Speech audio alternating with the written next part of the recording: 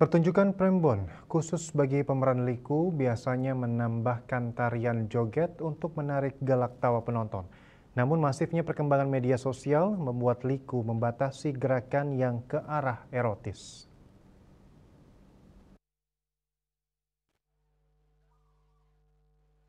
Iwayan Riki Awan Pratama yang nama panggungnya lebih dikenal sebagai Gek Kiki mengatakan dahulunya ia juga sempat menari seperti itu.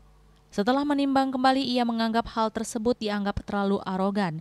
Bahkan pementasan seperti itu ditambah respon penonton yang tertawa lepas membuat tarian menjadi tidak terkontrol.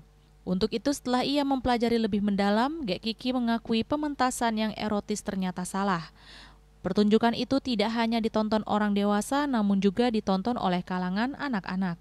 Maka dari itu kini dalam pentas Prembon yang berisi tari joget dan mencari pengibing, Gek Kiki mengundang pengibing anak-anak. Tari jogetnya pun lebih mengarah ke bebanyolan. Tiang sendiri pun dulu pernah seperti itu karena terlalu arogan, karena kadung man gede kan, lihat kadung man gede, kita tidak kontrol.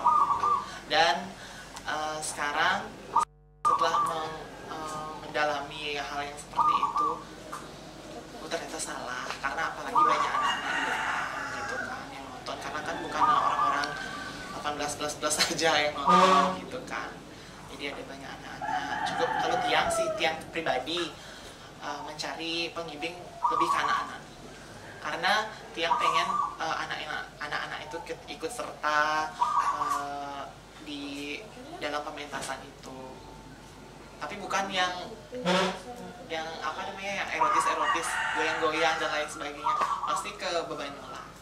Sementara dalam penampilan di panggung, penggunaan pakaian Gek Kiki memodifikasi pakaian Liku. Sedangkan di tari pengarjan, Gek Kiki tetap berdasarkan pakem arje, peran Liku namun juga membubuhi variasi tarian jaipongan. Meski di tengah permintaan masyarakat yang ingin lucu, Gek Kiki tetap menyelipkan tutur atau pesan kepada masyarakat di saat pementasan.